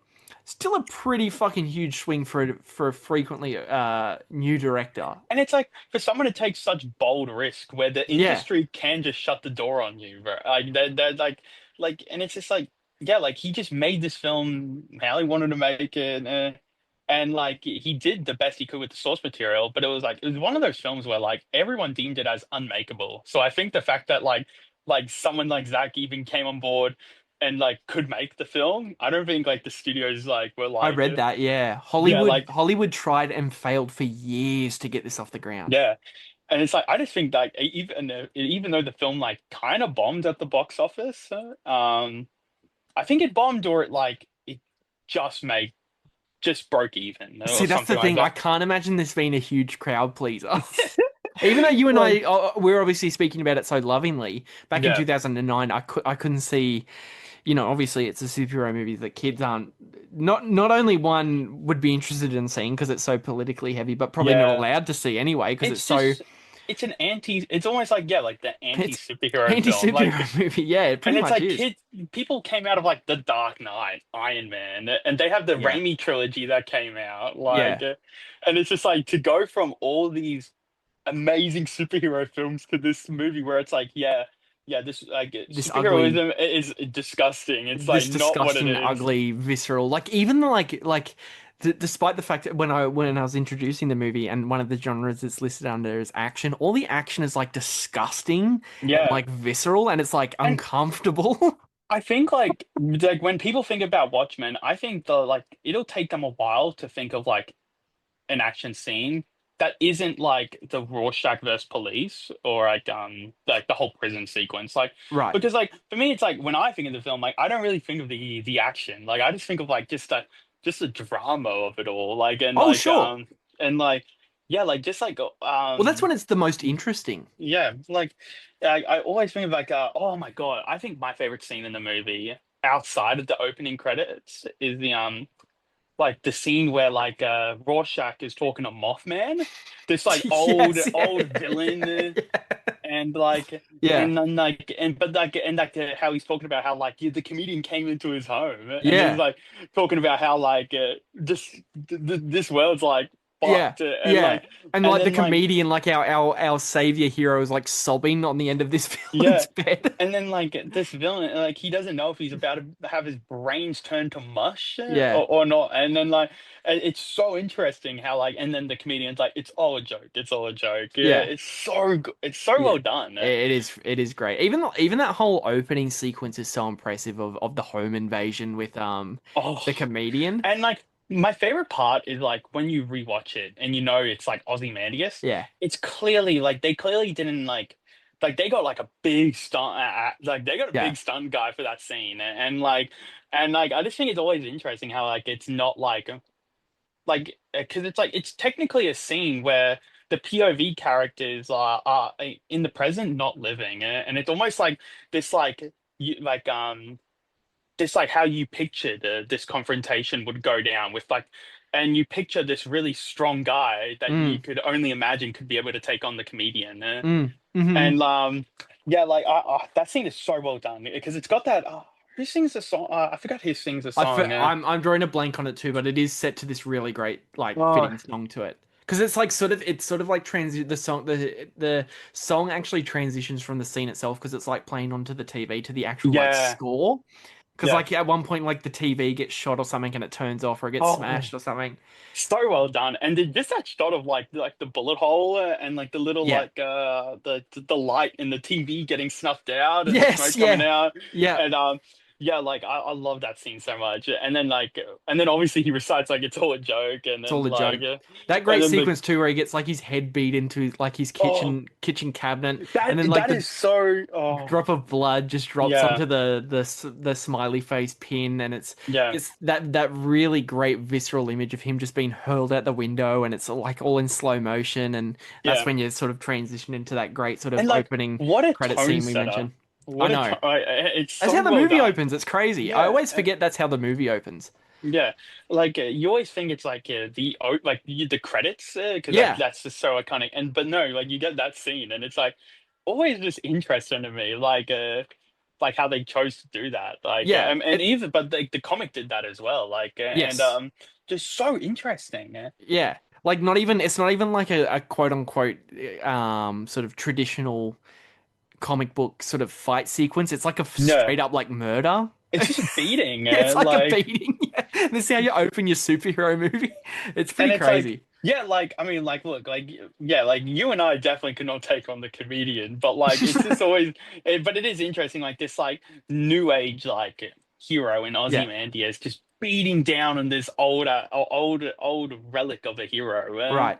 and yeah, and then it's just so brutal, and just how easy he just tosses him out through that Yeah, window, yeah. so iconic, Yeah, and it's oh pretty crazy. I think like everyone too in the movie is like really really great. Like Jackie Earl Haley, who I oh haven't seen, like he probably gives the best performance in the movie, to be honest. yeah, he does. He is so sort of just like nihilistic and like I love that scene too where like Night Owl comes home. Dan Drayberg, I think Patrick Wilson anyway Oh yeah, plays Night Owl too. Sort of comes home and thinks there's like a home invasion of the house, and it's yeah, just like Jackie Earl Haley sitting around his table like beans, eating beans, and he's like, yeah. "Do you want those heated up?" And he's like, "It's fine how it is." Yeah, It's so yeah, yeah, great. yeah. It's And so he's like good. got And his like his mask like tucked, only he's like half kind up. of yeah, he's like got this weird thing where he's like he can't because he's so sort of it's sort of like a Bruce Wayne Batman thing, like who's the real identity, but it's like Yeah, that to the extreme where and it's like at one point, yeah, it's also like like that like when Patrick Wilson like came into his home and saw like Rorschach there. He didn't have it like it's not like Rorschach was like putting it down. right. Like he had it like half the It's like entire he's time. uncomfortable to It's take like it off. It's like his real yeah, identity. because it's like he and then like the like and then like him as like plainclothes like when he's like on the homeless on the streets as like Yeah, as sort of himself, but it's like protester. you wouldn't even he like Rorschach wouldn't even call himself when he has a mask off as himself. Like that's Sure. like undercover. Like Undercover he's for so him. like he's His so real like identity is incognito. Right? is the masked weirdo. And then it's also really interesting how like someone like going undercover is just being homeless on the street, Yeah. walking around with a sign. The Yeah. end is What does near. his sign And say that's again? like It's like the end is the end nigh, is or it's something. nigh. Yeah. Yeah. And it's just like that's like his incognito to blend in with Yeah. like everyday people on the street, Yeah. and it does just show like how just terrible this world is. Yeah. Even just even like the costume design in this movie, like Rorschach, just like him with the Rorschach mask and the Yeah. hat and the trench coat. That whole opening sequence where he's reading from like Rorschach's journal. He's like, Mhm. dog's stomach was like burst because Yeah. it like got run out, and it's like all really disgusting shit. And it's like yeah, like and the costume designer like Thomas Wilkinson, I think his name is. Yeah. He went on to do all like the Snyder's like Superman trilogy Oh, did he? suits. This guy like he is legendary. Yeah, he And cooked. like and it's just like Rorschach is 1-to-1 like with like how he looks in the comics, Oh, but like it's pretty you know unbelievable. and like but Night Owl, it's like there is little differences here and there that made him like a little bit more modernized, but like Mm, still retained that older look. And like sure. it's so well done. Even Yeah, even Dr. Manhattan looks like straight from the con, like he's like I can't perfect. I can't believe it. Yeah, They it's they so really well done. they really pulled it off. Yeah.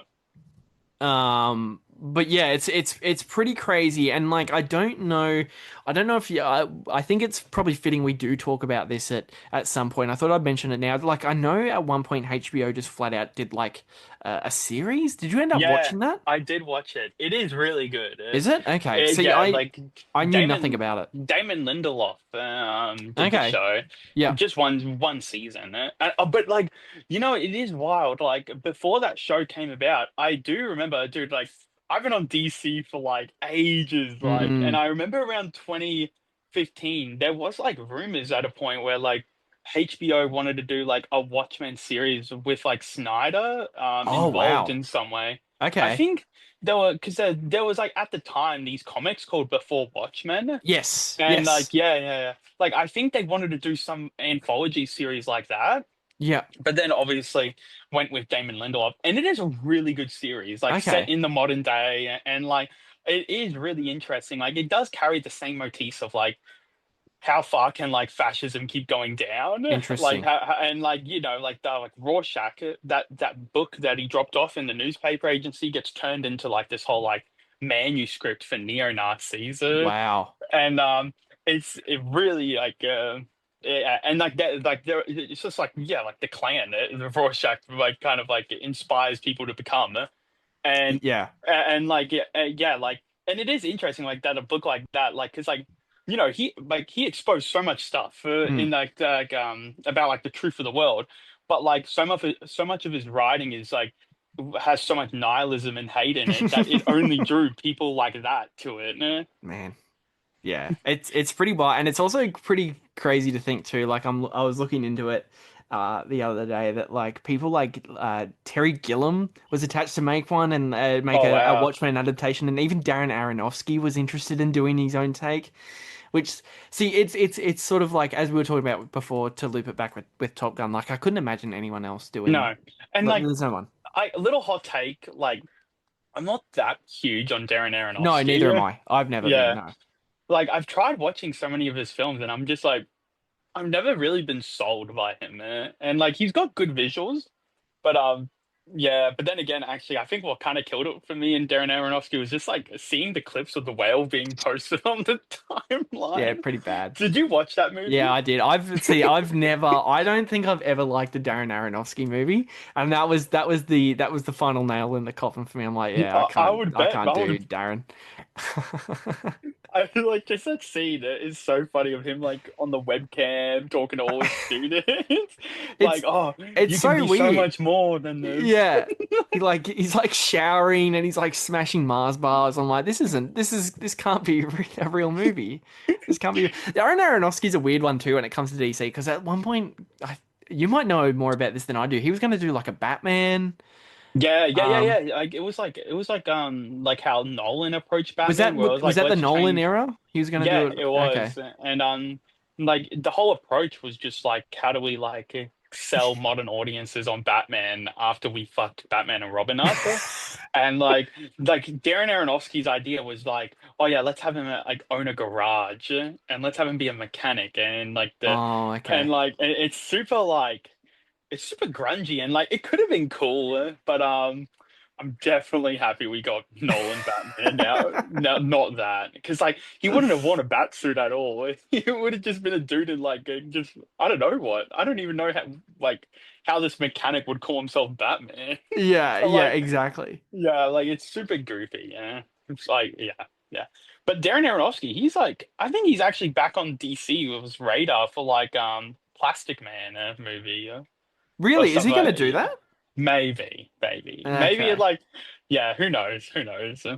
Interesting. Yeah, but I think yeah, like to I don't know. There is way too much to impact. I do think sort of where it lends itself with a lot of Snyder stuff, and this does sort of relate back to Tony Scott, where we were talking about before. I do Mm, think he is purposely sort of a more broader, boneheaded sort of filmmaker, but his visual sensibilities is where it really wins me over. Like, especially mm. like definitely in comparison to sort of the critique of American power and imperialism and all that. Like, Yeah. definitely get all the alternative history of the U.S. wins the Vietnam War, as we talked about. Mhm. Stuff like Richard Nixon is still in power, which you mentioned before. Yeah. Um, and sort of yeah, it's all super heavy concepts going on, especially considering it's all within one feature length movie where it definitely Yeah. maybe in the longer run like I might will have to check out that TV series because maybe it does have more time to flesh it out, but I do sort of appreciate and like that Zack Snyder managed to pack all this into this sort of one big diamond sort of thing. Yeah. And like the Watchmen show is really great where because like it just has that runtime to be comfortable with how it like Sure. it reveals everything, how it like just tells the story in this world and all the building involved. Yeah. But like it is such an accomplishment like that like Snyder got Interesting. that one comic Yeah. into like this movie and like and even the theatrical cut like look I'm not gonna watch it because like if there's a better cut of the movie I'm just gonna watch it Of like course.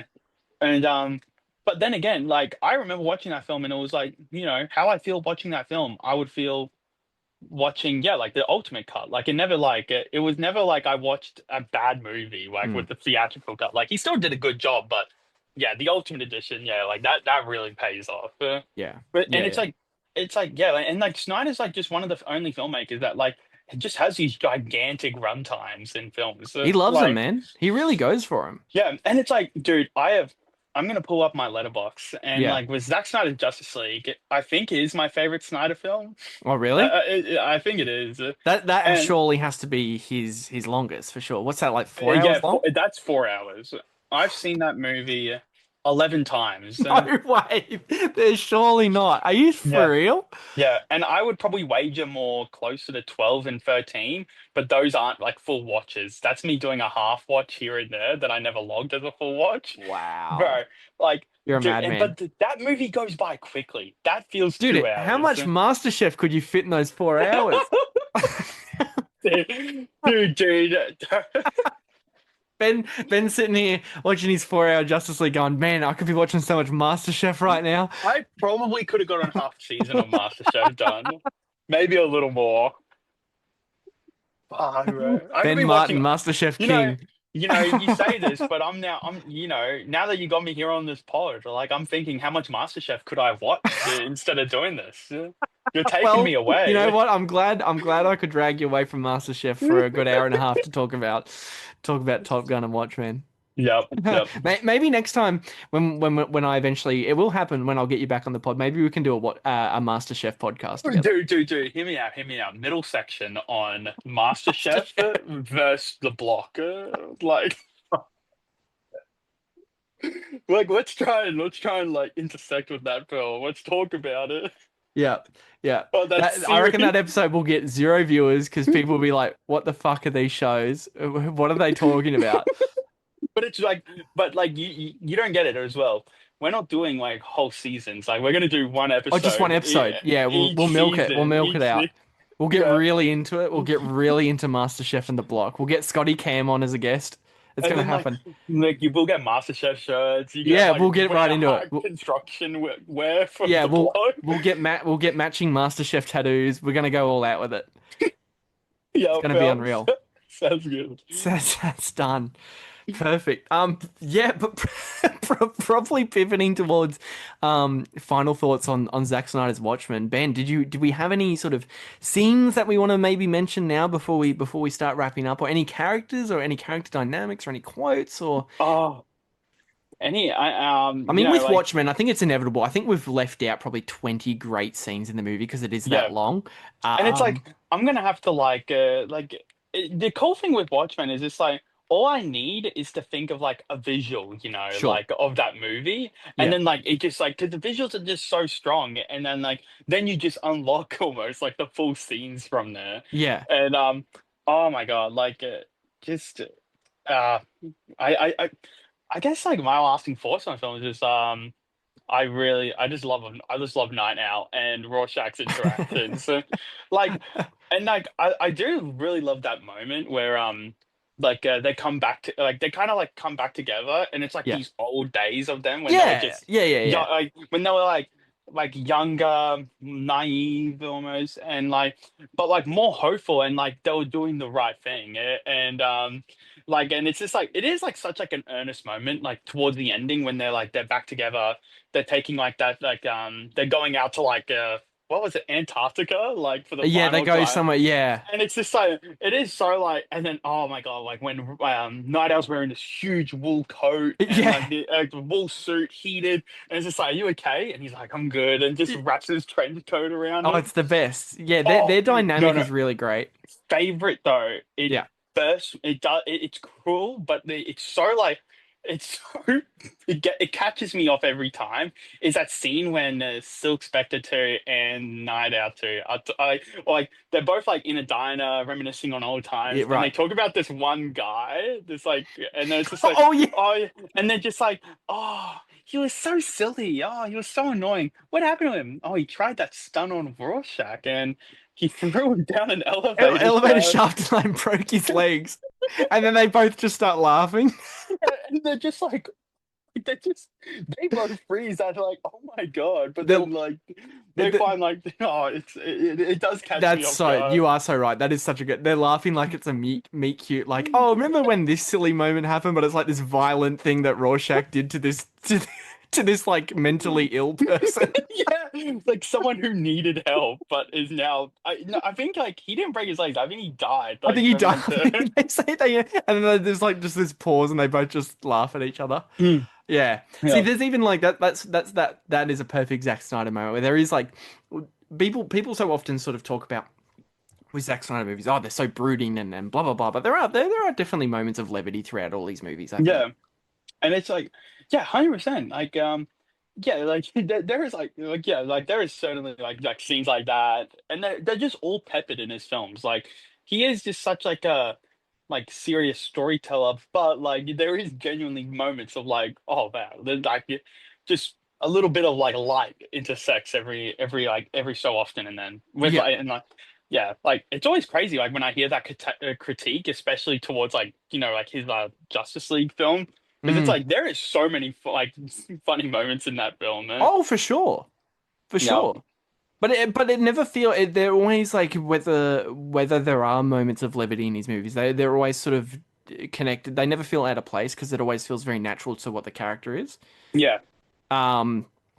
I am just having before we do wrap up, I'm just having a look at his filmography now. I think the only I'll have to do my homework and get these two sorted on getting watched. But the only two movies I think I haven't seen from him from Snyder were the two movies he did after this, which was his Owl movie and Sucker Punch. Oh, dude, that album. How did you not watch that as a? Did you not see all the marketing for that as a kid? No, Like, this is the thing. I definitely remember that being heavily marketed as like I think we would have been like 10 when that would have came out, but I never ended up seeing that. And Sucker Punch, which is the movie he did straight after that, Sucker which Punch is great. that It's seems very to good. me like the ultimate like Zack Snyder wet dream of like Yeah. you know what I mean?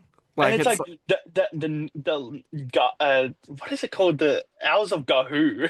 Legend of the Oh. Guardians, the Owls of Gahul. Yeah, yeah, The Gahul is so fucking goofy to me. interesting, eh? But like, I love that. Like that movie. Like, yeah, it's not like the craziest story, but like, dude, the visuals in that movie, because like the visuals have to like be the biggest part because it's an animated film, and Yeah. like in other parts, like it is crazy to think like even though like Snyder's like all his visuals are great, Yeah.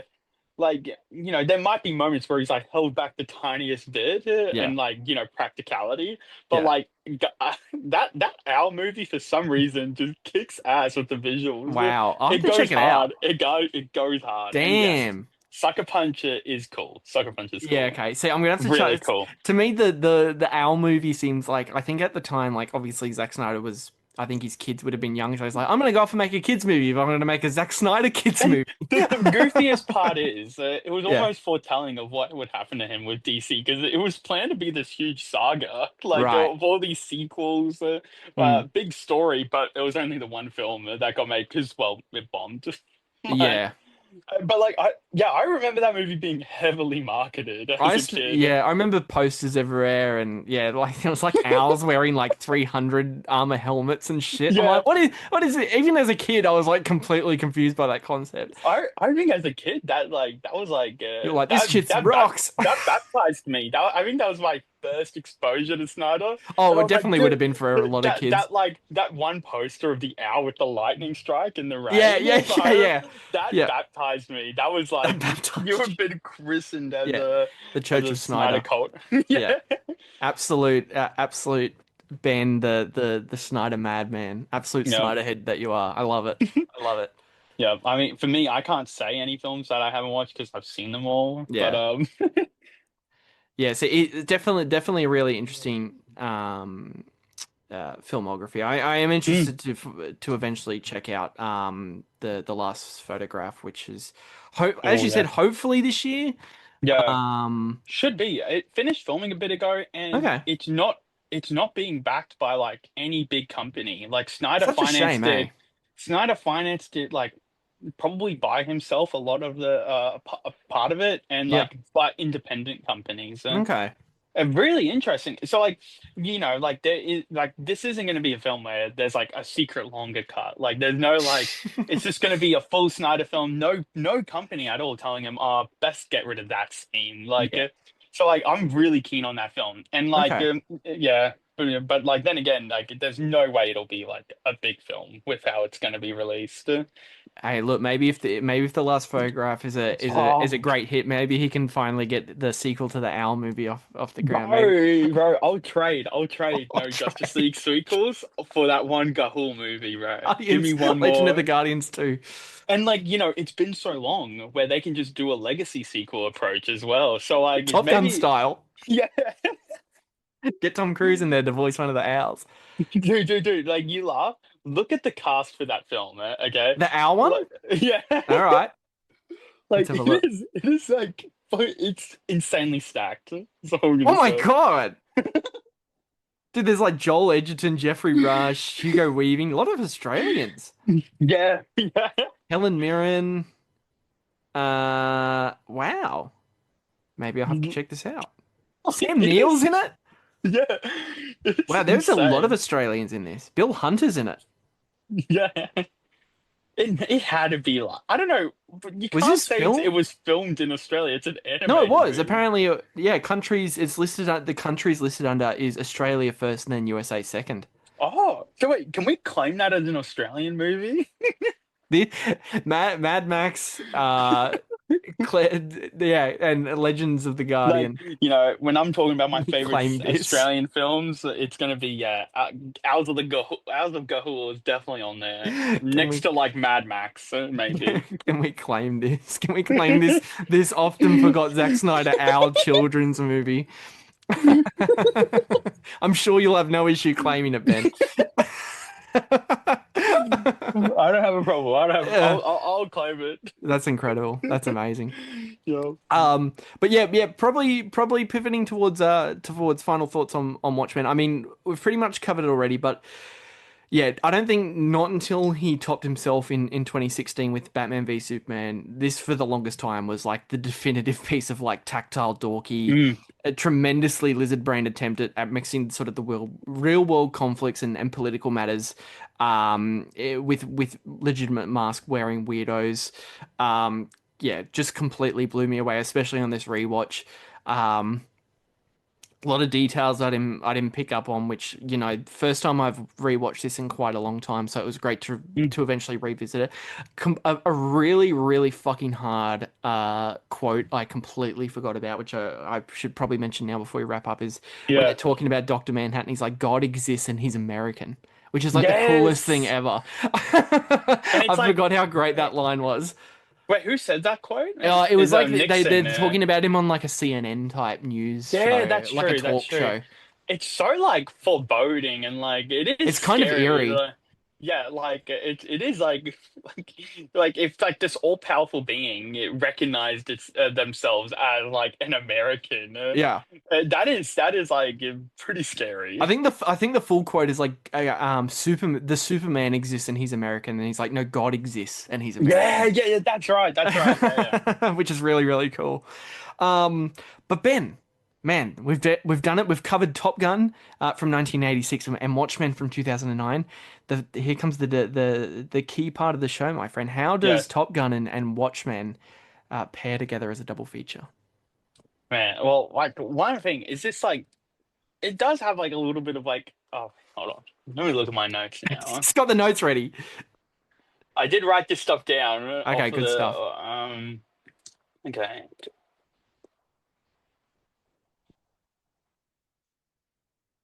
Yeah, okay. Here's one. So, like, I think a lot of it just really deals with like its whole like heroism in the film, Yeah, and it's like one thing is this like, Watchmen and Top Gun both revolve around organizations yeah, in power, and like having this like image of an American hero, yes, um, and it's just true. like, but it's just more like that like this after like the like when you go in a Top Gun, it's just like you're cowboy in the air, like you're just like you're just like like a hero of like America, and it's Yeah. just like Watchmen as like a group is this. It's not really like that explored really in the movie, but it's more like you can get infer from it that like like Watchmen as a group is like would have almost been perceived as this like all American heroic group fighting our wars and right that is one thing. It's like both around these organizations, one called Yeah. Top School of Top Gun, the other Yeah. Watchmen. The Watchmen. Yeah. Yeah, and then both films center around like one particular death, and Yes. Yeah. True. one is they're both homesteaders, but Yeah. they both come at different points. Like where comedian dies in the very beginning, Yep. brings you into this world, and then in Top Gun, Goose's death is a little different, but it's like his death is like it's so impactful that it changes like the trajectory of the movie, where Absolutely. it becomes this whole like this shit's serious. This isn't like funny business up in the sky. Like if people Yeah. die, and then becomes this whole like we got to take these MiGs down. But like yeah, that was one thing I found pretty interesting actually. Yeah. And then the big spectacle of love in the Yeah. film, True. True. like you could argue both of the film's most iconic scenes are these like these like glorified stylized sex scenes where Yeah. Yeah. both played to music Yeah. and Yeah. you know one Take my by breath away in Top Gun and remind me. uh, Sorry, what's the and song then in Watchmen they use? Hallelujah by Yeah, of Leonard course, Cohen. of course. And they're just like it's not even like played in the background. It's like played to music, and Yes. like it's just so like in your face, iconic, and like people definitely would think about those two scenes. Yes. So and okay, what else do I have here?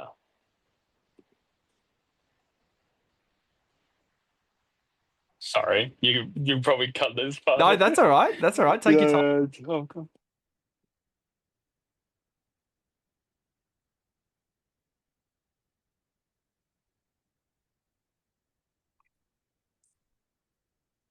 Do you want me to read out what I've got while you're having a look? Yeah. What Yeah. do you got? What do you got? I think those excellent point, and I couldn't agree more, especially around sort of the romanticism. But I think the biggest takeaway I took from both of these is sort of both sort of exclusively center around like Cold War anxiety, where you've got Oh, yeah. like the Soviet Union tensions. While it's not name dropped within Top Gun, it's very heavily Yeah. implied that that's the enemy that they're fighting.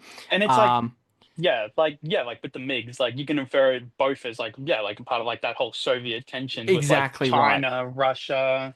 Yeah, and obviously Watchmen, a lot of the plot just centers around the Cold War in general, like leans into that whole paranoia and existential dread that came with nuclear war and with everything, like same hysterical fear, um, but both completely different sort of emotional responses to the Cold War anxiety.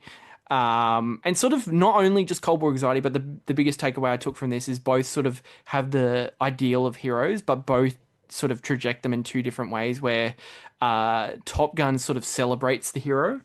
Um, Mm, the all-American hero like sort of lifts him up and yeah. idolizes and romanticizes the hero as sort of a concept, while the concept of a hero in Watchmen is seen as like a problem and something toxic that we need to get rid of and governed. So Yeah. I found that really interesting.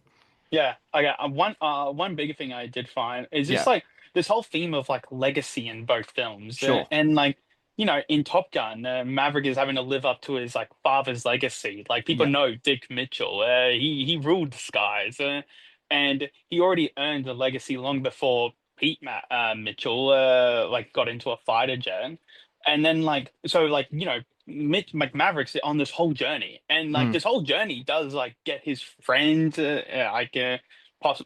like he kind of got him killed because of this whole like I need to earn a name, I need to be yeah. someone up here.